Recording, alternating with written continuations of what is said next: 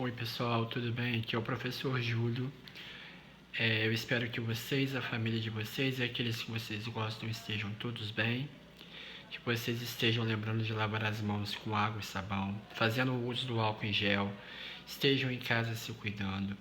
Por enquanto nossas aulas vão ser dessa maneira aqui, dessa forma, mas breve a gente vai estar junto de novo e logo isso vai passar, tá bom? Vou pedir para vocês abrirem na página 52, capítulo 4. Nós já falamos dessa matéria aí, os materiais se transformam, a transformação dos materiais. Hoje nós vamos dar continuidade a ela. Eu vou fazer o uso dessas folhinhas aqui para ficar mais fácil a visualização de vocês. Transformação dos materiais. O que eu quero falar com transformação? O que é uma transformação? A transformação nada mais é do que a modificação, a mudança que o material vai passar, né? Esses tipos de transformação eles podem ser de dois tipos, física e química. Quando que ele vai ser cada um desse tipo? Transformações físicas. Transformações físicas. Quando que vai acontecer uma transformação física? É quando eu não formo uma nova substância. Nós já aprendemos que substância é o que? Lá no capítulo 2, nós vimos que substância é uma parte da matéria.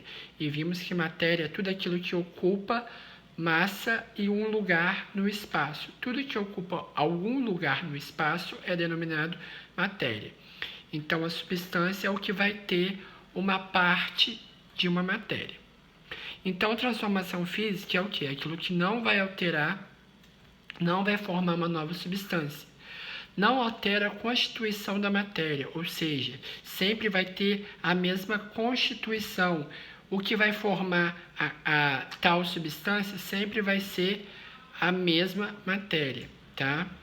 Sempre terá as mesmas substâncias. Sempre vai ser as mesmas substâncias. Quem está em dúvida o que é substância, vai lá no capítulo 2, dá uma relida lá que vai tirar as dúvidas aí.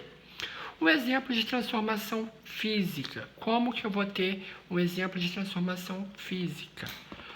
Lembra que a gente estudou as transformações dos estados físicos, mudanças dos estados físicos da água? Que tinha vaporização, condensação, solidificação, sublimação, tudo isso. Isso é uma transformação física também, é um exemplo. Olha o exemplo aqui, ó. Eu tenho um copo com vários cubinhos de gelo, tá? Gelo aqui. Quando esse gelo derrete, ele vira água líquida. Estava no estado sólido e passou para o estado líquido. Só que mesmo esse gelo derretendo, ele continuou sendo água. Continuou sendo H2O. Eu não mudei o estado, eu não mudei a constituição daquele gelo. Ele continuou sendo água. Eu não alterei a composição dele. Eu alterei o estado físico, a forma como ele se apresenta. Isso é mudança de estado físico. Outros exemplos aqui, ó, papel picado. Se eu pegar uma folha e cortar o papel, ele continua sendo papel, eu só mudei o estado físico dele. Se eu quebrar um copo de vidro, continua sendo vidro, não alterei a composição, alterei o estado físico. Condensação, quem lembra o que é a condensação? É a mudança do estado de vapor para o estado líquido. Eu alterei somente o estado físico, então continua sendo água, H2O. Então, uma transformação física. Eu tenho também as transformações que eu vou chamar de transformação química. Ao contrário da transformação física, a transformação química ela faz o quê? Ela forma nova substância. Eu altero a composição daquela substância ali, daquela matéria ali. A constituição do material vai mudar. Só que para acontecer essa transformação química, eu tenho alguns acontecimentos, alguns indícios que a gente chama que vai alterar essa mudança aí. Lá na página 55 vocês vão poder ver, ó. Para ter uma alteração química, vai acontecer algumas coisas. Por exemplo, alteração de cor. Quando uma fruta ou está madurando. Olha o exemplo aqui, ó. Tomate madurando. Ele, ao amadurecer, ele vai adquirindo uma nova coloração, uma nova composição. Então, uma mudança de estado químico. Liberação de calor. Lembra que eu usei o exemplo do papel picando o papel? Se eu queimar esse papel, ele não vai ser mais papel, ele vai alterar a constituição dele. Então, ele vai ter uma transformação química. Outro exemplo, pelo odor, que a gente vai sentir o cheiro das coisas. O exemplo aqui, ó, apodrecimento de alimentos, também uma alteração, transformação química. Formação de sólido insolúvel, esses exemplos de grutas, cavernas aqui, ó, tá vendo? Tá dando para ver? Que são aqueles cristalzinhos que penduram nas cavernas, ou vem do chão para baixo. Quando é de cima para baixo é chamado de estalactite, de baixo para cima estalagmite. O que é isso? É a mistura de água com bicarbonato de sódio. Também muda a composição dele, então é uma transformação química, tá bom? Aí eu tenho, dentro da transformação química, para acontecer uma transformação química, eu tenho que ter aquilo que eu chamo de reação química, tá?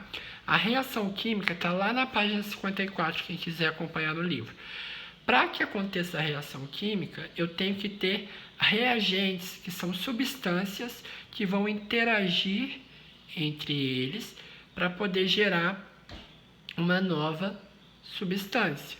Por exemplo, ó, eu tenho o oxigênio e o hidrogênio. Eles vão reagir, eles vão se combinar, conversar entre eles ali e vão gerar um novo produto para mim, que é o vapor de água.